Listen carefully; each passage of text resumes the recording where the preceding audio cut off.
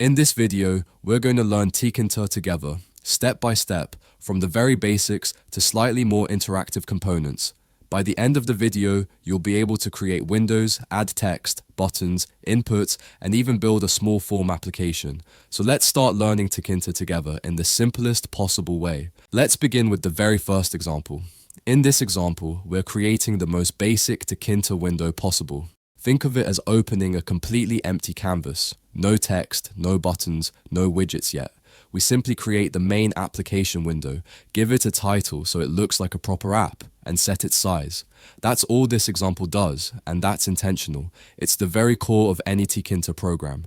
Every app you build, no matter how simple or complex, starts with these few lines. Now let's run it and see what happens. A clean, empty window appears. There's nothing inside yet, but this window is our starting point. This is where we'll gradually add text, buttons, inputs, and interactive components as we continue building together. Alright, let's move to the next example. In the second example, we're adding our very first visible element, a label. This is the widget that lets us display text inside the window. Before placing the label though, we introduce something new called a container frame. A frame is basically a lightweight box that helps us organize widgets more cleanly, especially as our interface grows. So here's what happens in this example. We create the main window, create a centered frame inside it, and then place a label inside that frame. The label displays a short message, and since everything is centered, it appears neatly in the middle of the window. Visually, you'll simply see a line of text, but behind the scenes, we're already starting to structure our layout more professionally. Let's run this one and take a look. You'll see the text appear right in the center, and this time it's the very first piece of content inside our window.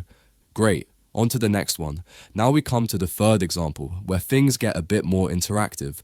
Here we introduce a button and a function. A function is a small piece of code that runs when the user presses the button.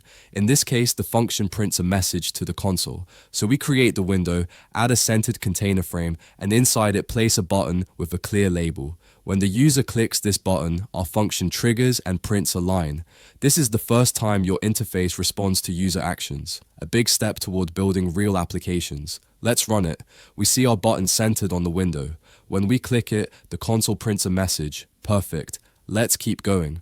In the fourth example, we introduce a text input field, also called an entry widget. This is where users can type something. Below it, we place a button. When that button is pressed, whatever text the user typed is printed out. The important detail here is that the entry widget stores its content and we retrieve it when the function runs. The input is centered, the fonts are larger, and the layout is clean, creating a more user-friendly experience. Let's run it. You'll see a text box in the middle. Typing something and pressing the button prints the typed text. Simple but quite powerful. Let's continue. In the fifth example, we explore frames a bit more practically.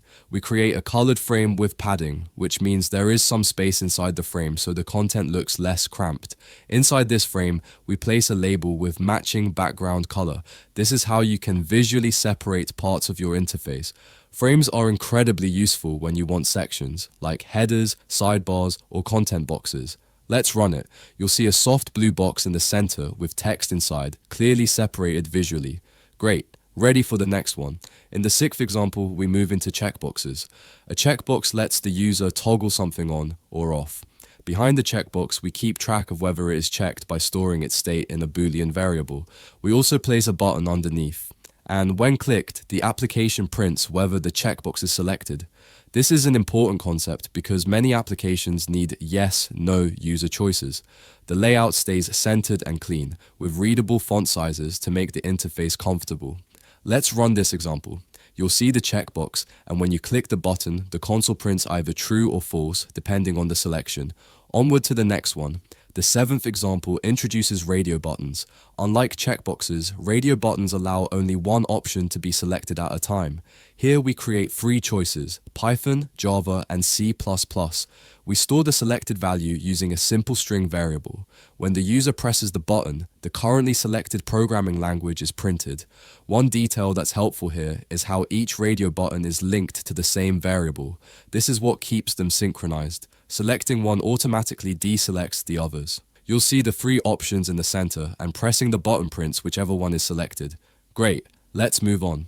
In the 8th example, we introduce a listbox. A listbox displays a scrollable list of items and lets the user select one. We fill it with 3 fruit names. When the user clicks the button, the program checks which item is selected and prints it. One important detail here is that the listbox can return multiple selections, but in this simple example, we read only the first one. This is a common pattern in Tkinter interfaces. Let's run it. The list shows up, and clicking an item then pressing the button prints the selected fruit. Nice and interactive. On to the next one. The 9th example introduces Messageboxes. These are small pop-up windows that show information. When the button is clicked, the application opens a message box displaying a short message. After the message box appears, the program prints a confirmation line in the console. Message boxes are incredibly common in applications. They show alerts, confirmations, or results to users. Let's run this one. You click the button, the pop-up appears, and everything works exactly as expected.